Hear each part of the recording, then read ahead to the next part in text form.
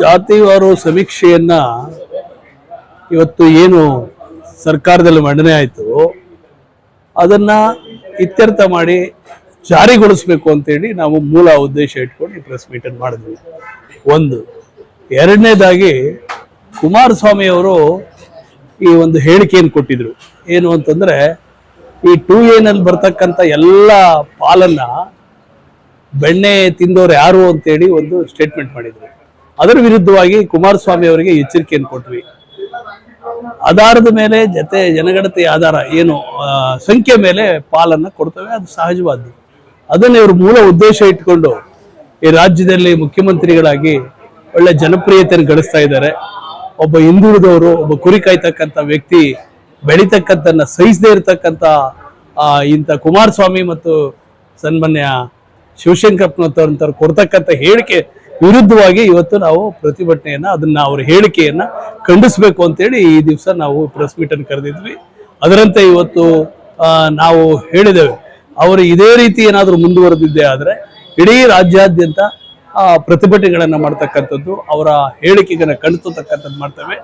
ಅಲ್ಗೂ ಮೀರಿದ್ರೆ ಮುಂದೆ ಬರ್ತಕ್ಕಂಥ ದಿನಗಳಲ್ಲಿ ಹಿಂದುಳಿದವರು, ದಲಿತರು, ಅಲ್ಪಸಂಖ್ಯಾತರು, ಶೋಷಿತರು, ಅಲೆಮಾರಿಗಳು, ಆದಿವಾಸಿಗಳು ಏನಿದ್ದೇವೆ ಎಲ್ಲ ಇವತ್ತು ಸಂಘಟನೆ ಬಹಳ ಚತುರವಾಗಿ ನಡೀತಾ ಇದೆ, ಚುರುಕಾಗಿ ನಡೀತಿದೆ.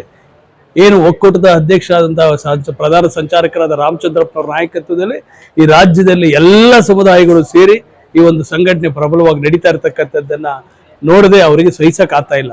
ಮುಂದಿನ ದಿನಗಳಲ್ಲಿ ಇವರೆಲ್ಲ ಇದೇ ರೀತಿ ಮುಂದುವರೆದಿದ್ದೆ ಆದ್ರೆ ಮುಂದಿನ ಚುನಾವಣೆಗಳಲ್ಲಿ ನಾವೇನು ಅಂತ ತೋರಿಸ್ತೇವೆ.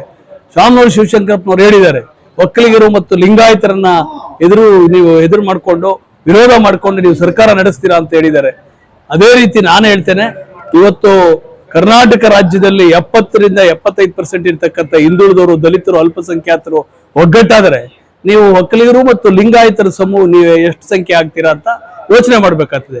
ಆದ್ರಿಂದ ಎಲ್ಲರಿಗೂ ನಾವು ಮುಖ್ಯಮಂತ್ರಿಗಳು ಮತ್ತು ಉಪಮುಖ್ಯಮಂತ್ರಿಗಳು ಮತ್ತು ಸಚಿವ ಸಂಪುಟದ ಎಲ್ಲ ಸಚಿವರಲ್ಲಿ ಮನವಿ ಮಾಡ್ಕೊಳ್ಳೋದೇನು ಅಂದ್ರೆ, ಮುಂದೆ ಏನಿದು ಜಾತಿವಾರ ಸಮೀಕ್ಷೆಯ ಇತ್ಯರ್ಥ ಮಾಡಬೇಕು, ಜಾರಿಗೊಳಿಸಬೇಕು. ತೀವ್ರವಾಗಿ ಜಾರಿಗೊಳಿಸಿ ಎಲ್ಲ ಕೆಳವರ್ಗದ ಜನ, ವಂಚಿತರಾದಂಥ ಜನಗಳಿಗೆ ನ್ಯಾಯ ಕೊಡಬೇಕು ಅಂತೇಳಿ ನಾವು ಆಗ್ರಹಿಸ್ತೇವೆ. ಆ ವಿಚಾರವಾಗಿ ಇವತ್ತು ಕರ್ನಾಟಕ ಪ್ರದೇಶ ಕುರುಬರ ಸಂಘ ಈ ಒಂದು ಪತ್ರಿಕಾಗೋಷ್ಠಿಯನ್ನ ಕರೆದಿದೆ. ಸಂಪುಟ ಸಭೆಯಲ್ಲೂ ಕೂಡ ಬಾಬಾ ಸಾಹೇಬ್ ಅಂಬೇಡ್ಕರ್ ಅವರು ಸಂವಿಧಾನ ಕೊಟ್ಟಿರೋದೇನಕ್ಕೆ? ಇವ್ರ ರೀತಿ ಎಲ್ಲ ಪ್ರಬಲವಾದಂತ ಕೋಮುಗಳು ವಿರೋಧ ಮಾಡ್ಲಿಕ್ಕೇನೆ ಇರ್ಲಿ. ಅವರು ಮುಂದಿನ ದಿನಗಳಲ್ಲಿ ಅವ್ರಿಗೂ ಎಚ್ಚರಿಕೆ ಕೊಡ್ತೇವೆ.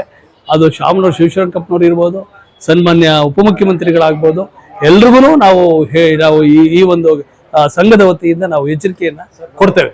ನಂಬಿಕೆ ಇದೆ ಇದು ಜಾರಿ ಆದೇ ಆಗತ್ತೆ ಅಂತ ನಾವು ಅನ್ಕೊಂಡಿದ್ದೇವೆ.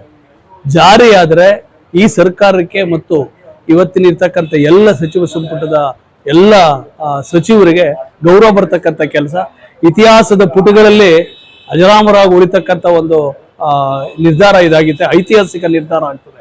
ಯಾಕೆಂತಂದ್ರೆ ಇವತ್ತು ಬಾಬಾ ಸಾಹೇಬ್ ಅಂಬೇಡ್ಕರ್ ಅವರು ಸಂವಿಧಾನ ಬರೆದಿದ್ದೆ ಅದಕ್ಕೆ, ಪ್ರಜಾಪ್ರಭುತ್ವದ ವ್ಯವಸ್ಥೆಯಲ್ಲಿ ಇದಕ್ಕೆ ಜಾತಿವಾರು ಜನಗಣತಿ ಸಮೀಕ್ಷೆ, ಆರ್ಥಿಕ, ಸಾಮಾಜಿಕ, ಶೈಕ್ಷಣಿಕ ವರದಿಯನ್ನ ತಗೊಂಡು ಅದಕ್ಕೆ ತಕ್ಕನಾದಂಥ ಸವಲತ್ತುಗಳನ್ನು ಕೊಡಬೇಕು ಅನ್ನೋದೇ ಬಾಬಾ ಸಾಹೇಬ್ ಅಂಬೇಡ್ಕರ್ ಅವರ ವಾದ. ಅದಕ್ಕೆ ಜಯ ಸಿಗ್ತದೆ. ಕರ್ನಾಟಕ